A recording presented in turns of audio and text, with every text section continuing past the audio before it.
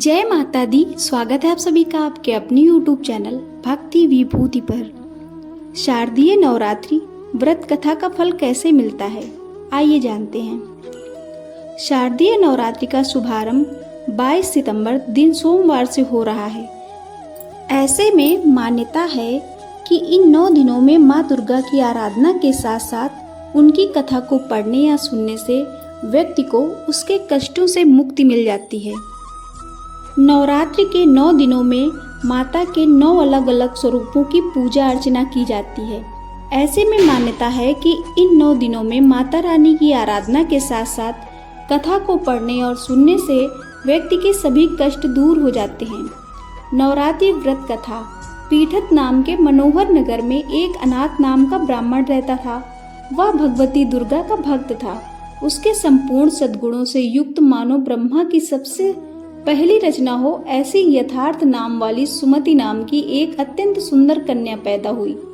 वह कन्या सुमति अपने घर के बालकपन में अपनी सहेलियों के साथ कीड़ा करते हुए इस प्रकार बढ़ने लगी जैसे शुक्ल पक्ष में चंद्रमा की कला बढ़ती है।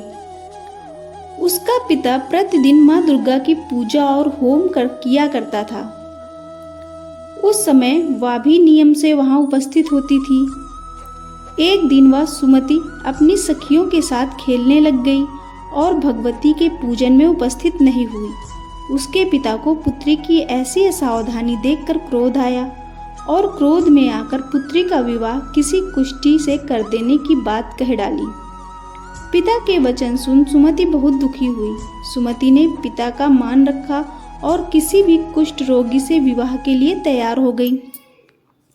लेकिन इससे ब्राह्मण को और भी क्रोध आ गया, क्योंकि उसने देखा कि उसकी पुत्री के मन में जरा भी भय नहीं था। ब्राह्मण ने सुमति का विवाह एक कुष्ठी के साथ करा दिया। सुमति को अपने भाग्य पर बहुत रोना आया, परंतु वह कुछ नहीं कर सकती थी। अब अपने कुष्ठ पति के साथ वह गांव छोड़कर वन में चली गई। वन में अपने भाग्य को कोसती हुई वह एक बार माता भगवती यानी कि माँ दुर्गा को पुकारने लगी कि तभी माँ दुर्गा वहां प्रकट हो गईं। सुमति ने माँ दुर्गा से पूछा कि बिना किसी तपस्या के वह सुमति के सामने कैसे आई। तब सुमति को माँ दुर्गा ने बताया पिछले जन्म की तपस्या का वरदान वह इस जन्म में देने आई है। माता रानी ने सुमति को वरदान मांगने के लिए कहा और उसे मन वांछित फल देने का वचन दिया। सुमति ने माँ दुर्गा से अपने पिछले जन्म के बारे में जानने की इच्छा जताई, जिसके बाद माता रानी ने सुमति को बताया कि वह पिछले जन्म में एक भील की पत्नी थी।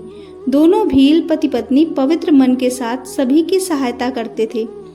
लेकिन एक बार भूखमरी के चलते सुमति के पूर्व जन्म के पति ने राजा के घर में चोरी कर ली थी।